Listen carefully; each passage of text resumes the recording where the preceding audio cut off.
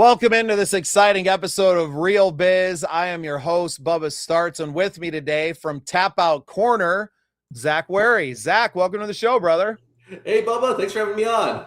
Man, it's such a pleasure to have you. I know that we cross over in the content creation space with some good mutual friends there with Below Zero Wrestling and everything that they're doing up there. Huge shout out to Nick Stokey off the top of the show, who kind of connected me with you. And this episode's been a long time coming, man. So glad we finally get to do this. Yeah, likewise. I'm looking forward to talking and getting to know you a little bit more too.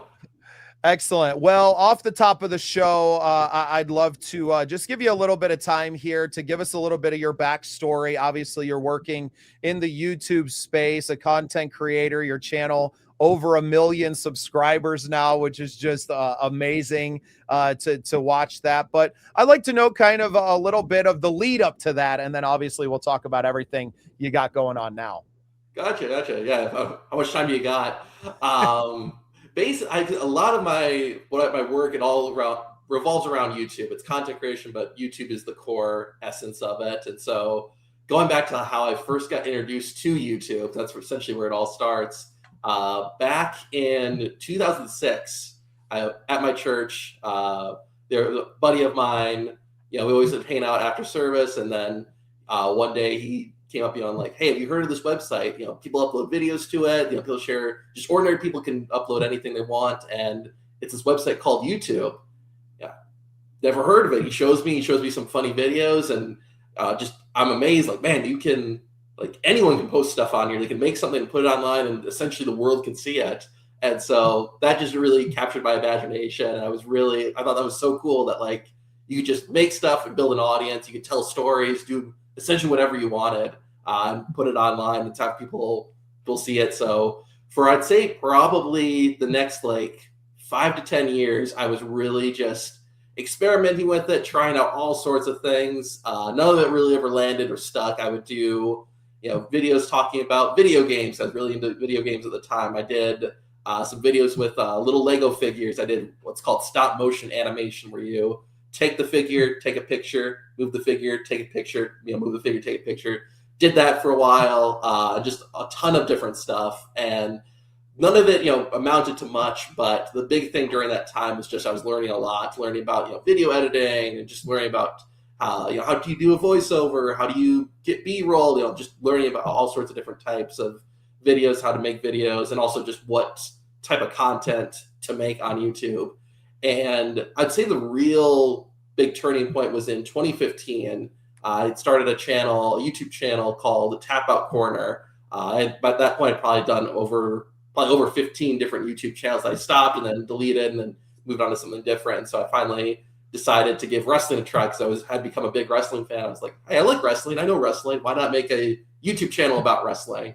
And so I did that in 2015 after I graduated from high school. And I was kind of off and on with it for a while, but it was the channel that had gotten the most attention. I remember I put together my very first video, and it was a lot of work. I really struggled with the voiceover. I had a script, but just being able to say it and not mess up was like a real big struggle for me. It still is.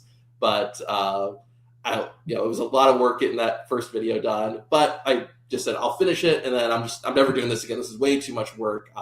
This Tap Out Corner channel isn't going to work out. I'm not going to be able to do this. I have to do something different.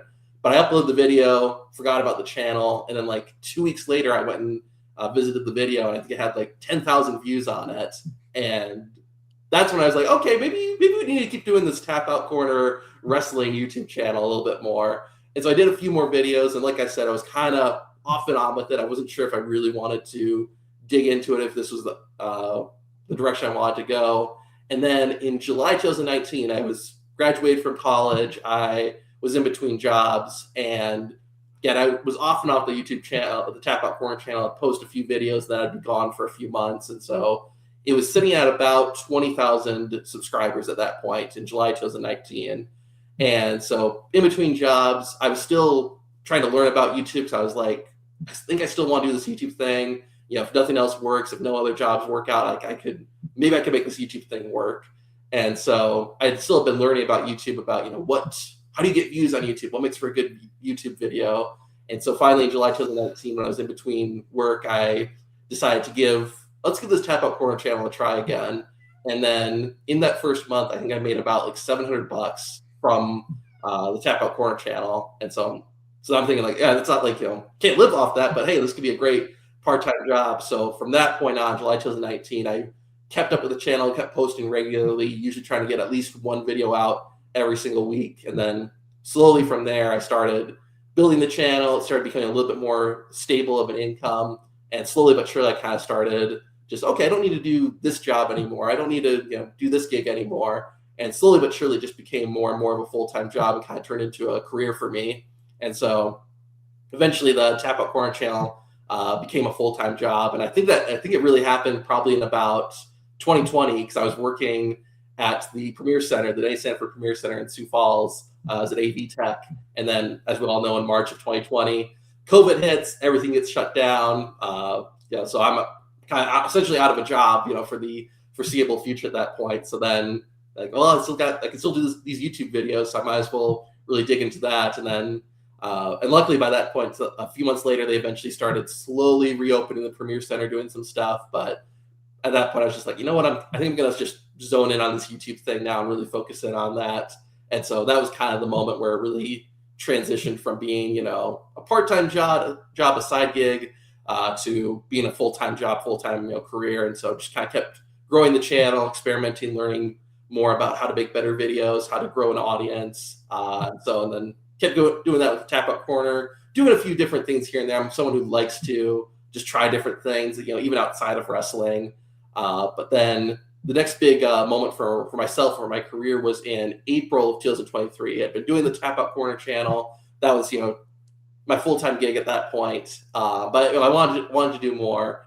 And one of the things I noticed from the Tap Out Corner channel was the videos that tend to do the best on the Tap Out Corner channel. I always did wrestling videos, list videos, top 10s, and I would do videos like the secrets of WWE exposed. How do they do the buried alive match? How do they hit each other with chairs and not, kill each other? How does Triple H hit someone with a sledgehammer and not kill them? I did videos like that, and those videos always tend to do the best. The ones that were kind of sharing how the wrestling business, how WWE, how it actually works.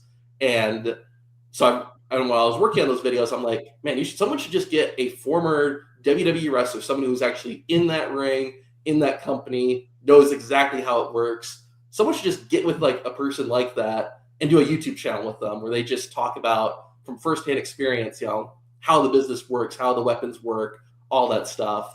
And so, I'm like, well, I could do that if I could find someone who's a former WWE wrestler. And there lies the trouble. Like, how do you find someone who's a former WWE wrestler? Like, how do you find someone who would, A, has the experience, has the knowledge, B, has the skills, the skill set of being able to talk to the camera and present, and C, would want to work with you. People just typically don't want to work with people they don't know. They want to work with people they do know. And so that was always the hurdle for me with starting that this kind of project, this former WWE wrestler explains, tells all YouTube channel. So, but it kept itching at me. I thought, man, I feel like this is a great idea. I feel like there's some big potential with this YouTube channel.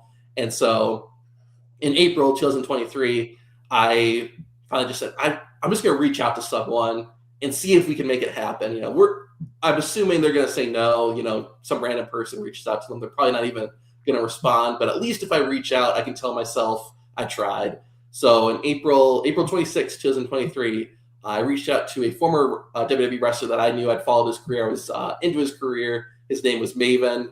For wrestling fans, they probably know him as the first winner of the Tough Enough competition show. That was a competition WWE did in 2001 where they took ordinary people, trained them, and then the winner would get a WWE wrestler contract. And Maven was the first winner of that. And so he went on to have about a 4-year career with WWE wrestling for them. And so, but I was always interested in his career, the way he got into WWE and stuff. So I'd always followed it, and he was always one of my favorites. And so I decided, hey, let me see if I can get in touch with this Maven guy, and just maybe we could do something. So I found Maven's LinkedIn, wrote out a brief but professional email, just explaining, hey, here's who I am, here's what I want to do, here's why I think it could be successful. If you're interested at all, I'd love to chat more. Send it out thinking, okay, one of two things is going to happen. He's either A, not going to respond, or B, say thanks, but no thanks. Fortunately, there was a third option, C, and he responded back a day later, said, "Hey, Zach, thanks for the email. I'd love to chat more about this. It sounds like an awesome idea." So from there, we got together, Maeve and I had a few Zoom calls. I explained a little bit more about who I was, what I was looking, what I had, the idea I had. I got to know a little bit more about him. And then in May of 2023, I flew out to New Jersey, where Maven's located, got an Airbnb. We filmed our first, I think, 6 videos there, and went back, got them edited, and then July 21st, 2023, we posted our very first video. And I think after about like 2 weeks, that first video had started getting traction, started building a lot of momentum and getting comments and subscribers and everything. And then from there, we just knew we had something. And then really ever since that first video we posted in July 2023, Maven and I have always posted a brand new video every single Friday. Even this past Friday, we just posted a video. And then this coming Friday, we have another video already in the can, ready to get uploaded. And so between those are kind of my 2 biggest accomplishments in terms of reach that I've had, is the Tap Up Corner channel, which I still do, and also the Maven Huffman channel, which again, we're doing new videos every week. Yeah, and I love that, you shared with us that it took you 15 years of kind of figuring it out and starting and stopping and not knowing, and even with the channel. And I think a lot of smaller content creators like myself are even looking at a channel with 20,000 subscribers, like, man, that would be incredible to look at that. And it's time. You have to, and it's not just about the creation of the content and the style behind that, but like you said, the I guess they say like the business end of it, attracting new viewers and having the right descriptions and thumbnails and headlines and titles to everything. And I know that you're kind of a student of the game in that regard, and it's something that you're constantly keeping up with and following, I'm sure, in the analytics as well, of what does better and what moves the needle. I love the evolution of the idea. Like, Tap Out was already successful in what it was doing, but you're like, there's more here. There's more of a story to tell and to bring that out. And if it needs to be a separate channel, then so be it, right? Like, if this isn't working on this channel, that doesn't mean that it's not working. It's just not working inside of the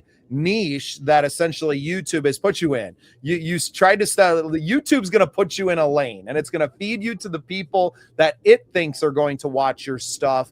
And it can be difficult to grow if you are trying to change lanes. And that's something that I've found in what we're doing, in trying to provide a huge array of content with the scene projects. Initially I was kind of putting everything out on the one YouTube channel because I was like trying to grow one, right? I'm trying to get one to a couple of thresholds that we want to hit to even be available for monetization, right? A big one of those being the 500 subscriber level. But I didn't know enough about YouTube when I was starting out to realize, that I was actually doing myself a disservice in a lot of ways, going too many directions. What you really need to do is to just develop another channel and to let that grow. And now we're in this. That's why this, this conversation is being featured on our REEL Biz channel and network rather than on the Scene Projects, where the Scene Projects is still the brand and is the umbrella over everything. That each, topic needs its own vehicle so that it can be put into a lane and fed out to that. And even then, it can take years of doing this for things to catch on. And I think that's something that, in a age where everyone is chasing that viral moment, that they don't happen overnight. Yeah. Even on the Tap Out Corner channel this week, there was a video that I had posted several months back, maybe even longer. It did, kind of all right, not great when I initially posted it, but now all of a sudden it's starting to tick up. I'm checking the analytics, like, oh wow, this video that I'd completely forgotten about is now picking up some steam. And it wasn't even, I didn't change the title or change the thumbnail. It just, kind of caught on. And so that's one thing with YouTube is like, I think a lot of creators, if you're in it long enough, you'll have that happen where a video you posted maybe months, maybe a year, maybe even 2 years ago will just suddenly just get picked up in the algorithm.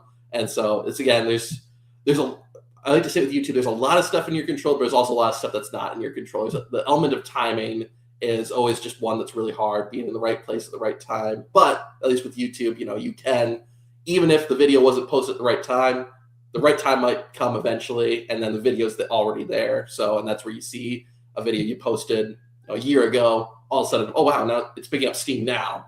That's been over a year.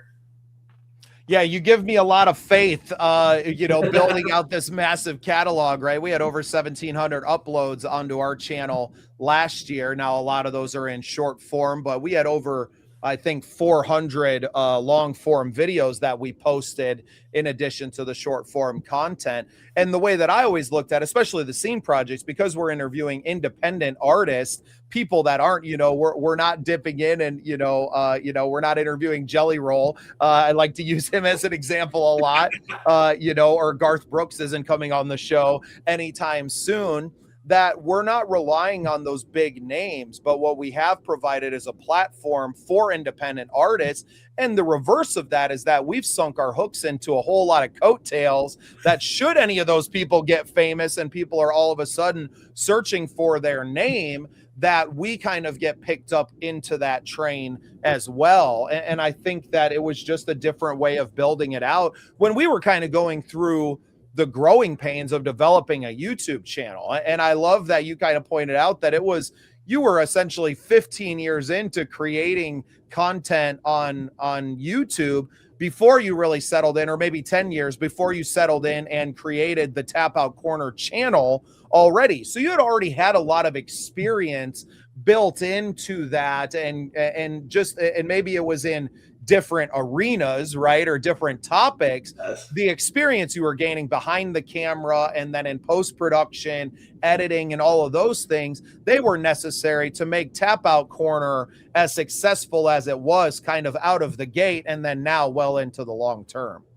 Yes, absolutely. Like, I uploaded my first video, I believe, in 2009. That was the very first YouTube video I ever uploaded. And, Tap Out Corner, which is, I'd say, my real big success, breakout success for YouTube wise, that was 2015. So, 6 years difference. And there was a lot, and like, maybe it could have come a little bit faster if I would have stuck with things a bit longer, rather than, because a lot of times what I do is I make a YouTube channel, upload a handful of videos. I'm bored with this. I don't know if I really want to talk about video games, or I don't know if I really want to make Lego stop motion animations, And that sounds like a ton of work. Yes, yeah.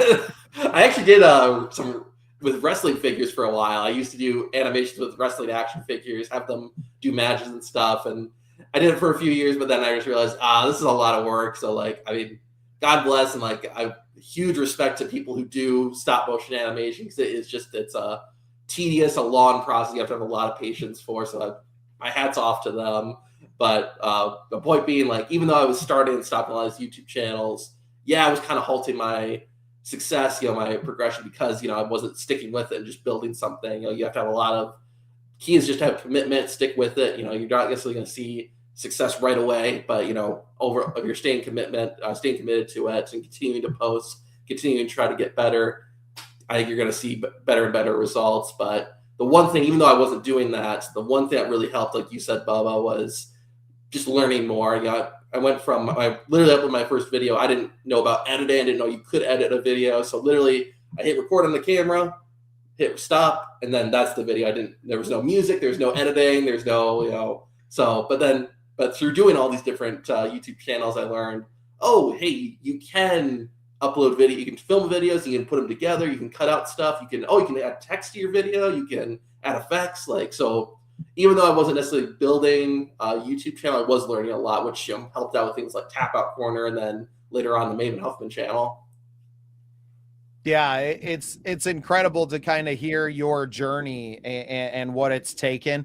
For me, it is encouraging, because I think that we've moved a lot faster, and that nothing we've done because we never stopped is for naught, right? The Scene Projects just passed a pretty big milestone for us, really, in the first year of having a YouTube channel, where we reached that 500 subscriber mark, right? And a lot of other channels have been around for a decade and don't have that many, right? And granted, a lot of these people aren't in it to the same degree that we are, releasing sometimes multiple videos a week and putting these interviews out there. The mission is also different as well. It's never been about me monetizing a YouTube channel, right? It's been about how do I support as many independent artists as I can with that channel and put it out there. Now with other, now with REEL Biz, it's more how do we support the people that are coming on here? Yes, we want to grow the subscriber base and we want these to be big, but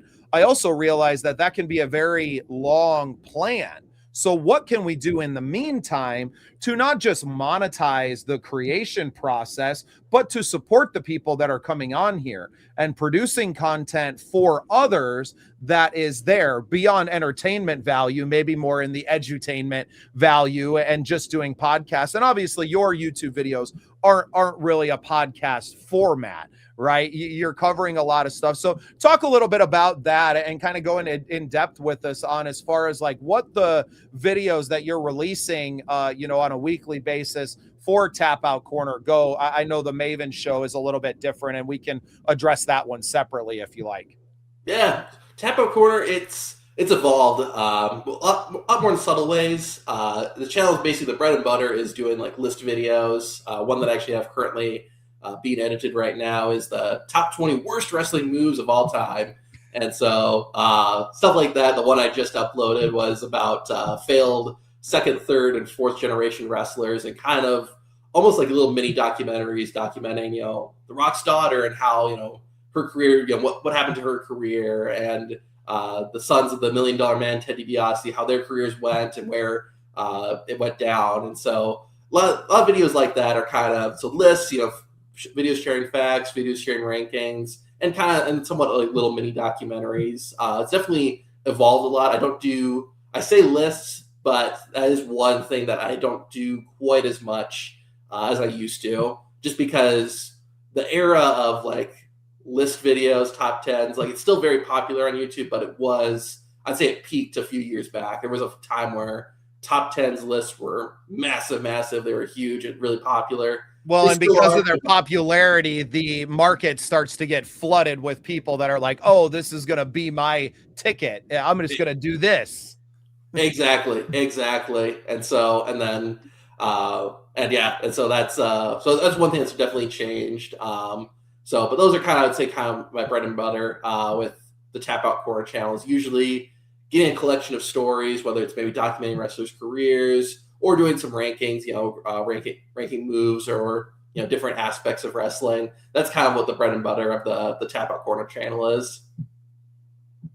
Incredible. And then go ahead, and I know the Maven show is a pretty big deal for you as well. The other half of your time every month. So talk about that one and kind of the content you guys are putting out there.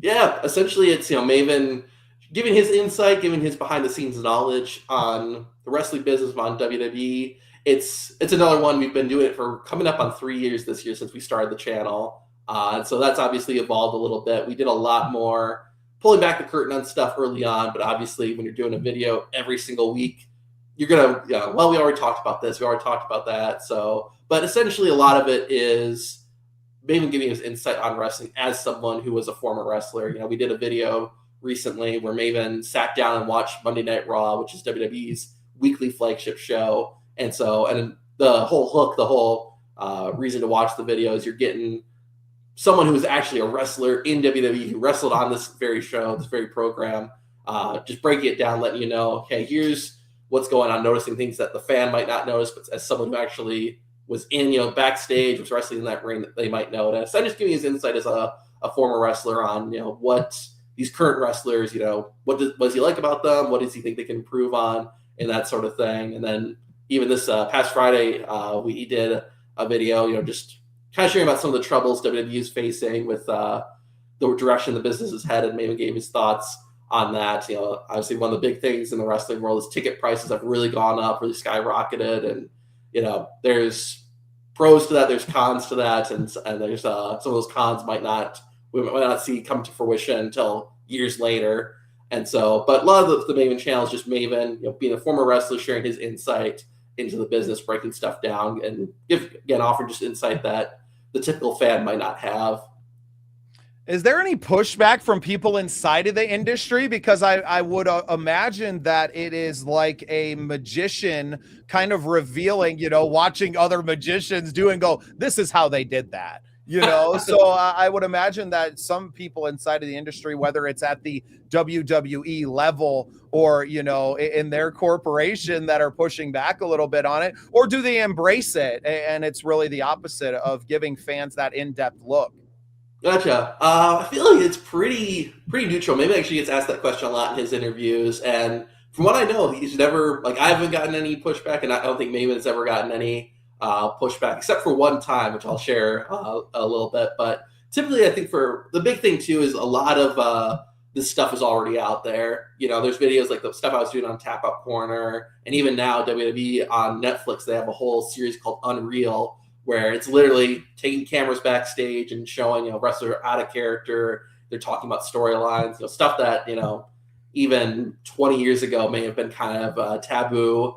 And so, but it's just the business. I think for the most part, wrestlers understand, hey, people know the mystique of the business isn't really there as much. People know that, we're performers, we're playing characters out there, and that sort of thing. And a lot of the stuff too is, stuff that's either A, you can already find out there, or B, if you just watch closely enough, you could probably figure out, like, oh, hey, when a wrestler punches, they always stomp, stuff like that. And so for the most part, we haven't gotten any pushback. But there was one time we did a video where actually someone came up to us. It was kind of more of a vlog style, just what we call Maven in the Wild.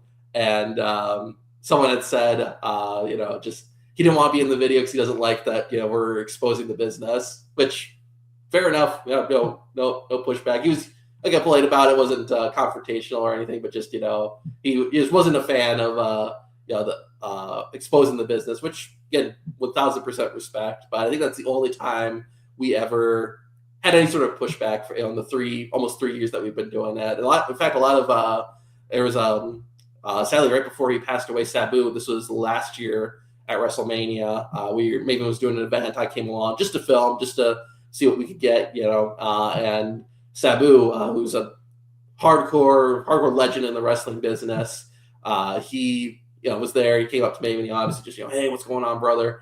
Saying hi, and he was saying, yeah, I love the videos, good job, and he was back when kayfabe was, and not exposing the business was very, that was very important, very sacred, and even he was, happy with the success and everything, and happy for Maven and everything. So yeah, no, not really any pushback, not so much. No, and I don't feel like it's hurting the brand at all. Obviously, the brand is bigger than it's ever been, and you have, multiple of them. Obviously, you have TNA and AEW, and you have all of these that seem to all be doing very well. Even the independent, our good friend Nick Stokey with Below Zero Wrestling up in North Dakota in a very small area is selling out arenas with their program. So people, I feel like admitting that it wasn't to the hardcore wrestling fan, it's not like we all believed that it was true to begin with. It doesn't make it any less entertaining, right? And I think that is the the driving factor between all of,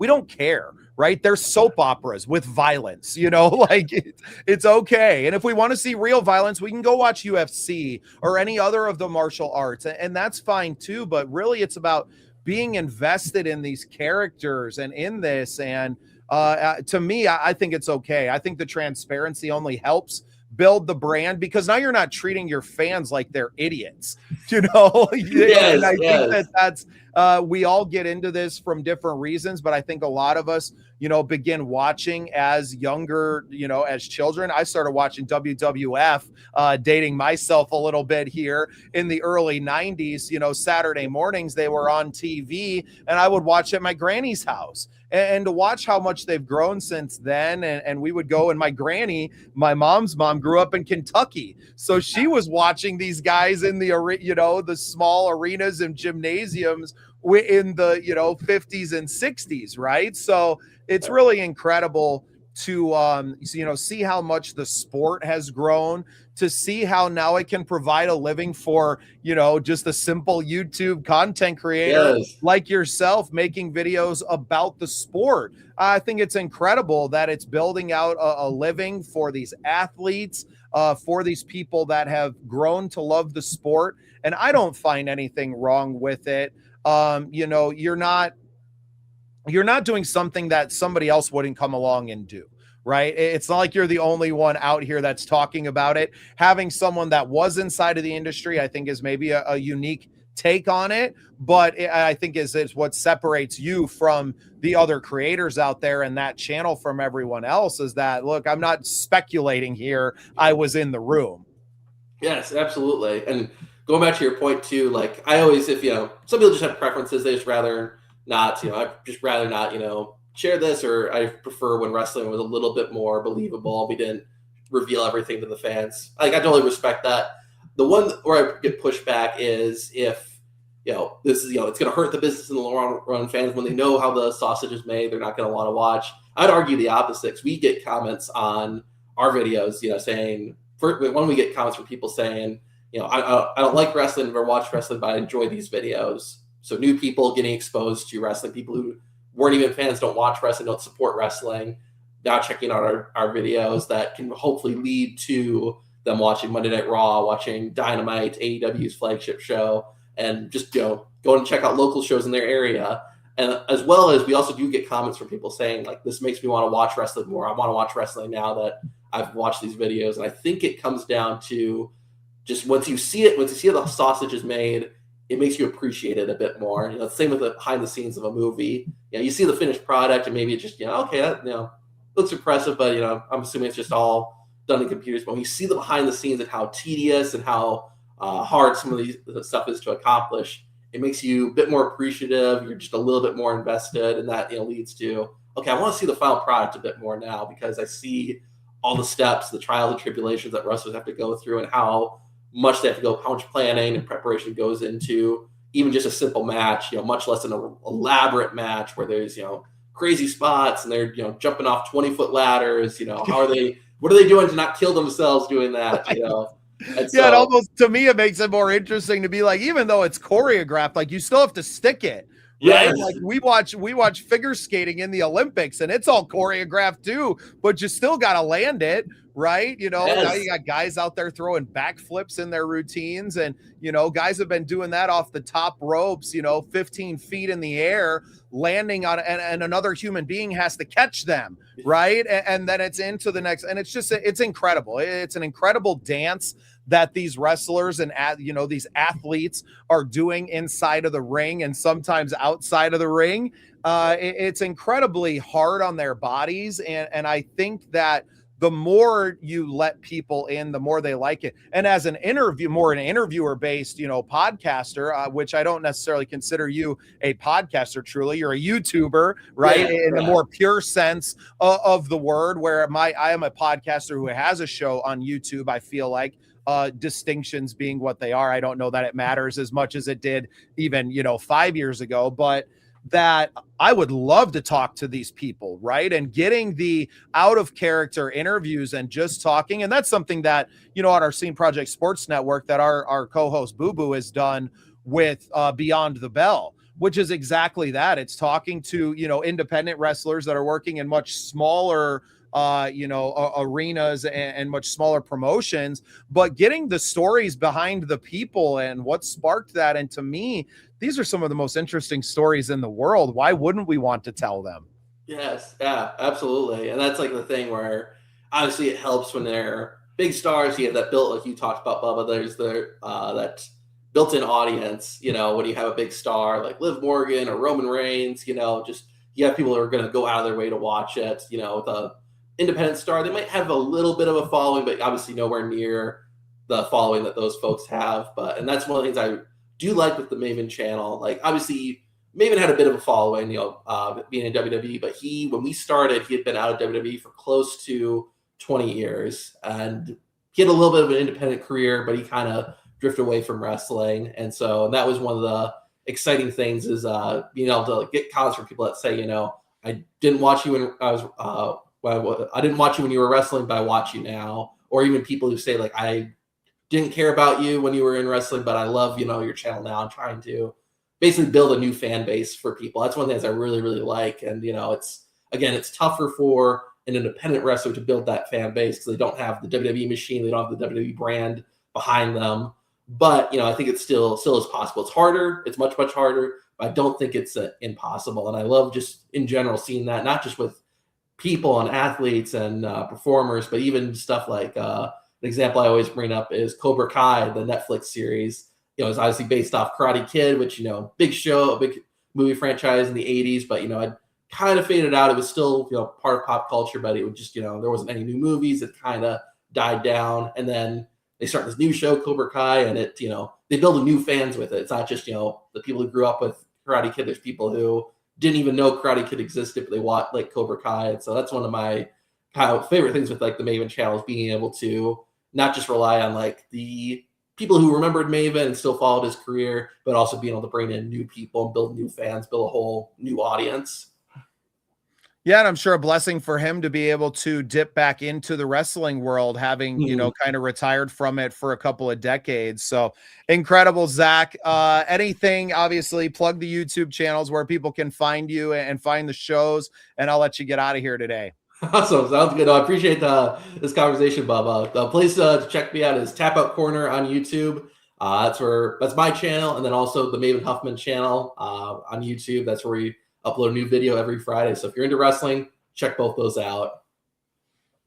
Yeah, and if you're you need to do some content creation videos, I think, and maybe start a new channel, start helping out young creators like myself who could always use some tips along the way and some encouragement because it's not everyone who can stick with it. And I think the biggest part, biggest takeaways for me of your story is that it took a long time to happen, and it took a lot of learning, and it still is a lot of learning and watching and adjusting to trends and being able to evolve. And, in many ways, the Maven Huffman show is an evolution of what you want to do with Tap Out Corner. It's just that it made more sense to start a new channel and to work on that separately than to just slam everything into one channel. So I'm absorbing a lot of advice today, just kind of as an aside to a great conversation. So Zach, appreciate you, man. Congratulations on all your success. 1 million subscribers is no joke. That's really incredible for an independent creator. And keep on going, man. We're so proud of you, and a fellow South Dakotan as well. I think we kind of glossed over that a little bit, but for a small town kid, which I would consider Sioux Falls in a lot of ways, is still a small town on the grand scale of things. To do what you're doing and creating content out there in the world and finding a home for yourself is so cool, man. So thanks for being on the show today, and thank you for being part of the scene. Yeah, I can't. Thank you so much, Bubba, for all that. Thanks for having me on. I wish you all the best as well.